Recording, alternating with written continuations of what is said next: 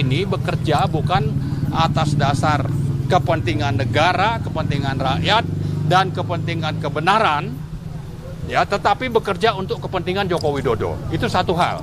Yang kedua, kita ingatkan juga bahwa proses dulu yang digugat itu buktikan bahwa ijazahnya itu memang benar, asli, dan kalau memang tidak, maka ini harus menjadi tugas polisi untuk memproses itu dulu. Jangan melakukan kriminalisasi ya kepada teman-teman kami, ya, terutama Mas Roy, Bu Tifa, Pak Rizal, Mas Rismon, bukan Mas tapi Lai ya, Lai Rismon, dan juga Bu Kurnia. Ini harus dibuktikan dulu. Dan yang berikutnya saya juga ingin ingatkan, kalau sampai ini terjadi mengulang kasus Gus Nur dan Bambang Tri, maka polisi sudah melanggar konstitusi, melanggar HAM, dan sebaliknya juga kita ingin supaya teman-teman kita itu diperlakukan seperti seharusnya mengikuti pro justisia, ya. Saya kira ini harus dijalankan. Dan yang terakhir, saya berharap Pak Prabowo itu sekarang jadi presiden. Jadi jangan biarkan polisi bertindak mengikuti keinginan Joko Widodo yang sudah melakukan kriminalisasi terhadap 2 orang yang saya kira statusnya masih dihukum 6 tahun. Ya, memang sudah lepas sementara tapi belum tuntas. PB ya. Ya, ini saya kira jangan diulang, jangan dibiarkan seperti ini, dan ini adalah tugas Pak Prabowo. Ingat, Anda tanggal 20 Oktober itu sudah bersumpah. Ya, salah satunya itu akan menjalankan fungsi presiden. Tugas presiden itu sebenar-benarnya, seadil-adilnya, jangan justru ikut di bawah kendali Joko Widodo. Karena kalau hal itu yang terjadi, maka kita sangat menyayangkan Anda sebetulnya, ya, Pak Prabowo itu akan hanya menjadi proksi, ya, menjalankan fungsi Joko Widodo 3 periode, dan kita tidak mau itu. Ya, buktikan bahwa polisi ada di bawah kendali Anda. Jangan mengikuti agenda dari Prabowo untuk nanti Jokowi untuk nanti menangkap teman-teman kami tadi. Saya kira itu mungkin. Makasih. Langsung Bang Refli mungkin ya, biar efektif. Maaf. Jadi pegang aja mungkin. Pegang aja dah. Ya. Ya. Assalamualaikum warahmatullahi wabarakatuh. Assalamualaikum warahmatullahi wabarakatuh. Keren cadas. Cadas. Jadi kawan-kawan semua, ada 3 kasus yang sedang berproses saat ini. Pertama adalah yang saya hitung berdasarkan yang sudah berproses ya. Yang lainnya seperti pengaduan dan lain sebagainya belum saya hitung. Pertama adalah gugatan perbuatan melawan hukum yang diajukan oleh Dr. Taufik di Pengadilan Negeri Surakarta. Itu satu. Yang kedua adalah laporan TPUA yang diwakili oleh Profesor Egy Sujana yang sudah dilaporkan tanggal 9 Desember 2024 dan baru diproses setelah Joko Widodo melaporkan lapor balik lah, kira-kira begitu. Kemudian yang ketiga adalah laporan pencemaran nama baik atau fitnah yang dilakukan oleh orang-orang tertentu menurut Joko Widodo.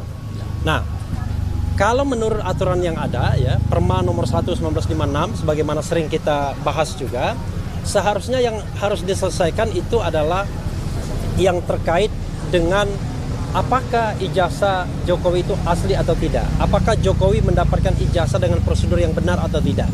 Nah, itu sesungguhnya bisa dipastikan di peradilan perdatanya, di Pengadilan Negeri Surakarta, itu perbuatan melawan hukum. Persoalannya adalah sepertinya Jokowi menghindar dari peradilan tersebut. Padahal dia mengatakan akan menghadirkan ijazahnya kalau seandainya diperintahkan oleh pengadilan. Ketika mediasi, mereka tidak mau menampilkan ijazahnya. Bahkan ijazahnya sekarang konon adanya di Bareskrim Mabes Polri. Itu satu. Yang kedua, ada undang-undang tentang perlindungan saksi dan korban, kawan-kawan semua, pasal 10 ya, yang mengatakan kalau ada misalnya tindak pidana atau dugaan tindak pidana pemalsuan dokumen dalam kasus konkret dan kemudian ada laporan pencemaran nama baik yang dilakukan oleh orang yang dianggap melaporkan tersebut, maka yang harus didahulukan adalah laporan tentang ada dugaan tindak pidana pemalsuan dokumen atau ijazah palsu ya. Nah ini terbalik, yang cepat itu adalah pencemaran nama baik dan fitnahnya. Padahal kita tahu bahwa pencemaran dan nama baik jadi relevan kalau seandainya ijazah palsunya tidak terbukti. Tapi kalau terbukti kan tidak relevan lagi. Itu satu. Nah yang kedua yang ingin saya jelaskan juga adalah kalau saya lihat ya sebagai orang hukum menganalisis, sebenarnya tidak ada pasal yang relevan yang bisa dikenakan kepada baik Roy Suryo, Dr. Tifa maupun calon-calon yang disebut lainnya. Kan yang disebut tuh RS, ES, kemudian T dan K. Kenapa? Kalau kita menggunakan pasal KUHP misalnya, perlu dipahami bahwa Roy Suryo dan Dr. Tifa ini bertindak untuk kepentingan publik, bukan untuk kepentingan pribadi. Karena itu nggak boleh dikriminalkan. Kalau menggunakan pasal 27A Undang-Undang ITE, sebagaimana disebutkan, maka Roy Suryo dan Tifa juga harus bebas dan teman-teman, karena Jokowi masih menjadi pejabat publik. Putusan MK terakhir mengatakan bahwa kalau dia pejabat publik tidak boleh mengadukan. Karena ini adalah negara demokrasi, ini adalah bagian dari kontrol publik.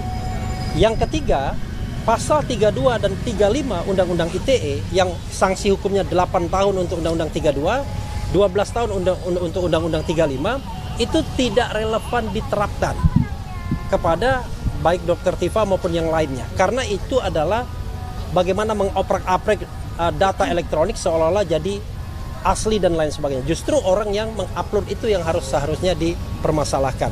Karena saya melihat tidak ada yang relevan seharusnya, maka ini tidak perlu diproses. Itu pendapat saya. Nah, lagi pula ternyata dari informasi yang saya dapatkan, ini tidak jelas siapa yang dilaporkan sampai hari ini. Jadi dalam undangan klarifikasi yang saya dengar dari Rizal Fadila misalnya, ketika ditanyakan siapa yang dilaporkan, nggak jelas. Sementara kuasa hukum hanya menyebut RS, ES, T, dan K. Tetapi tidak secara eksplisit. Seharusnya diklarifikasi dulu kepada pelapor, Anda mau melaporkan siapa? Lokus deliktinya di mana? Tempus deliktinya di mana? Kalau sudah clear, barulah ngundang pihak-pihak lain. Entah itu yang diperkirakan akan dijadikan tersangka, entah itu jadi saksi dan lain sebagainya. Ini seolah-olah, ini terakhir dari saya, seolah-olah belanja masalah dulu. Cari, dapatkan info. Nah, nanti cari lemahnya di mana? Lemahnya di mana, baru kita tersangkakan. Nah, ini kan penegakan hukum yang tidak fair menurut saya ya.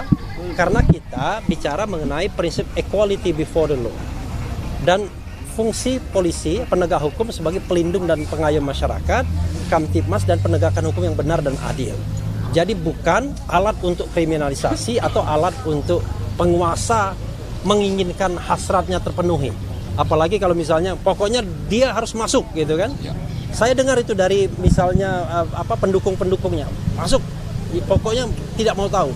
Nah ini kan cara penegakan hukum yang menurut saya tidak benar. Dan seharusnya Prabowo Subianto tidak boleh lagi mengulangi tragedi ini di era pemerintahan presiden sebelumnya.